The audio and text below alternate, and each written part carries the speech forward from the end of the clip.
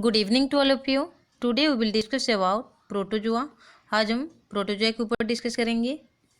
आप सभी को पता है types of micro organisms, micro organisms का प्रकार। माइक्रो ऑर्गेनिजम्स 5 प्रकार के होते हैं: algae, fungi, bacteria, protozoa, virus. हम एल्गी, फंगी, बैक्टीरिया के ऊपर डिस्कस कर चुके हैं। आज हम प्रोटोजुआ के ऊपर डिस्कस करेंगे और नेक्स्ट वीडियो में हम वायरस के ऊपर डिस्कस करेंगे। तो चलो अभी डिस्कस करते हैं प्रोटोजुआ। आपके सामने में ये जो फिगर है ये एक प्रोटोजुआन सेल का फिगर है। इसमें से क्या क्या है आप देख लीजिए। एक फ्लैजेलम है, माइटोकॉन्ड्रियन है, गल्गी है, न्यूक्लियस है, काइनेटोप्लास्ट है। ठीक है, ये सब उसका क्या है ना, स्ट्रक्चर है। Protozoa are a group of unicellular eukaryotic micro organisms. उसको यूकैरियोटिक क्यों कहते हैं? आप अभी यहाँ पे फिगर देख रहे हैं, क्या है? न्यूक्लियस है, वेल डेवलप्ड न्यूक्लियस है, मेम्ब्रेन बाउंडेड है। इसमें से गल्गी अपरेटस है, माइटोकॉन्ड्रिया है। ठीक है, इसलिए ये क्या है ना, यूकैरियोटिक माइक्रो ऑर्गेनिजम्स। और प्रोकैरियोटिक क्या है ना, जिसमें से वेल डिफाइंड न्यूक्लियस नहीं होते हैं और मेम्ब्रेन बाउंड ऑर्गेनेल्स नहीं होते हैं, उनको प्रोकैरियोटिक कहते हैं। और जिनमें वेल डिफाइंड न्यूक्लियस होते हैं। अब देख पा रहे हैं ये फिगर में न्यूक्लियस कितना अच्छे से है। तो इसलिए प्रोटोजुआ को यूकैरियोटिक माइक्रो ऑर्गेनिजम्स कहते हैं और उसको प्रोटोजुआन्स भी कहते हैं। देखो, और एक चीज़ मैं आपको बता देती हूँ, प्रोटोजुआ जो है PROTOZOA, प्रोटोजुआ, ये प्लूरल है। ओके, और किस लिख सकते हैं ना, प्रोटोजुआन्स, एस लगा देंगे, वो भी प्लूरल है। बट प्रोटोजुआ का सिंगुलर क्या है? प्रोटोजुआन, PROTOZOAN। देखो, प्रोटोजुआन, इसमें से एस नहीं लगाया हुआ है, इसलिए ये क्या है ना, सिंगुलर है। प्रोटोजुआन में एस लगा देंगे तो प्रोटोजुआन्स हो जाएगा, प्लूरल हो जाएगा। नहीं तो उसको ऐसे भी लिख सकते हैं प्लूरल फॉर्म में, प्रोटोजुआ। प्रोटोजुआ भी प्लूरल फॉर्म है, उसको याद रखिएगा। तो प्रोटोजुआ प्लूरल फॉर्म है और प्रोटोजुआन सिंगुलर है। Is that clear? नेक्स्ट हम देखेंगे दूसरे कैरेक्टरिस्टिक्स के ऊपर। प्रोटोजुआ में से और क्या कैरेक्टरिस्टिक्स होते हैं? प्रोटोजुआ हेटेरोट्रॉफ्स होते हैं। हेटेरोट्रॉफ्स मीन्स क्या है ना, जो खुद का खाना खुद बना नहीं सकते हैं, वो है हेटेरोट्रॉफ्स, दूसरे के ऊपर डिपेंड करते हैं। जैसे प्लांट क्या है ना, ऑटोट्रॉफ्स, क्योंकि they make their own foods by the process of photosynthesis, you all are known that. But ये प्रोटोजुआन अपना खाना खुद बना नहीं सकता है, इसलिए वो दूसरे के ऊपर डिपेंड करते हैं, इसलिए they are heterotrophs and can live in a variety habitat.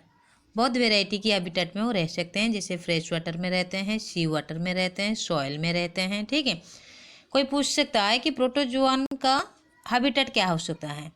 वो फ्रेश वाटर में भी रहता है, सी वाटर में भी रहता है और सॉइल में भी रह सकते हैं। ठीक है, ये है उसका हैबिटेट, रहने का जगह।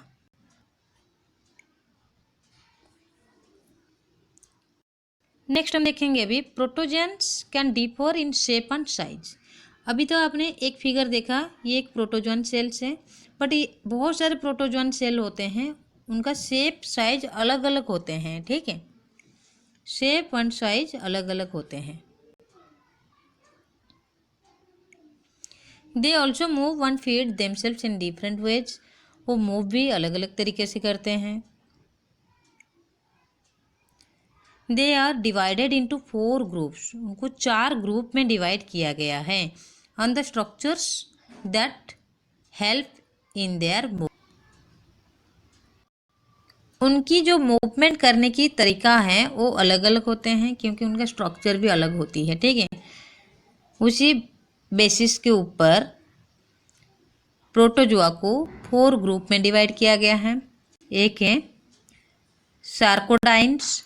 सार्कोडाइन्स को एमोबॉइड्स भी कहते हैं। Moves with the help of pseudopodia.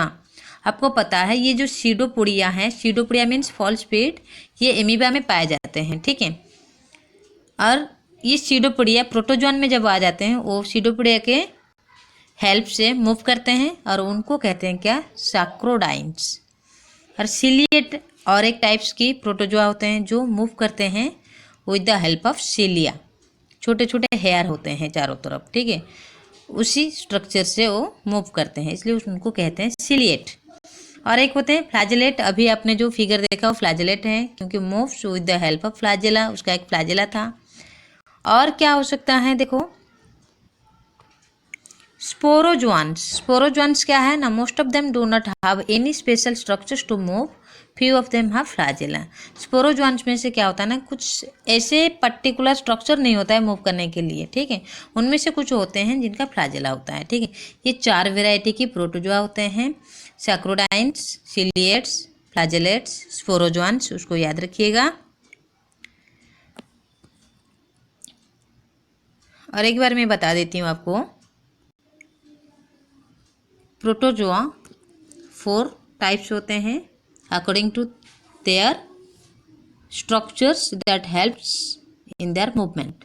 सैक्रोडाइंस एक है जिसको एमोबॉइड्स भी कहते हैं क्योंकि उनका सीडोपोडिया होती है, सीडोपोडिया से वो मूवमेंट करते हैं। और सिलिएट होते हैं, दूसरा टाइप सिलिएट होते हैं जो सिलिया के थ्रू मूव करते हैं। और एक होते हैं फ्लैजेलेट जो फ्लैजेलेट के थ्रू मूव करते हैं। अभी आपने जो फिगर देखा वो फ्लैजेलेट हैं।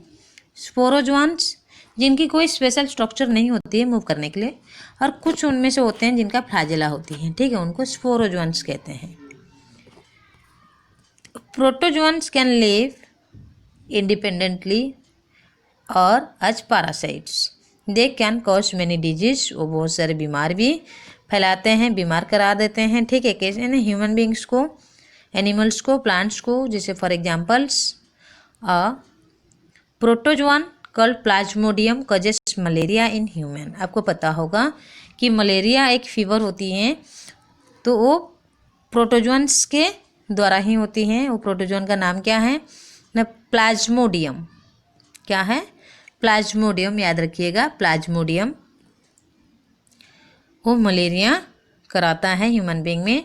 मच्छर काटने से होता है, मच्छर तो उसका क्या हो जाएगा, बहाव हो जाएगा, उसको लेके आता है, ठीक है।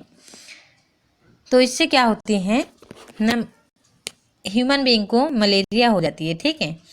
ये प्लाज्मोडियम प्रोटोजोआन से ही होता है। ये तो था प्रोटोजोआ का कुछ कैरेक्टरिस्टिक्स टाइप्स। आप ये देख रहे हैं फ्लैजेलेट प्रोटोजोआ सेल, यहाँ पे एक फ्लैजेला है जिसके दौरान वो मूव कर सकता है, ठीक है। आप देख पा रहे हैं यहाँ पे फ्लैजेला, इसलिए उसको फ्लैजेलेट भी कहेंगे, ठीक है। यहाँ पे जो फिगर देख रहे हैं वो फ्लैजेलेट टाइप की प्रोटोजोआन है। ओके, आज के लिए क्लास इतना ही था।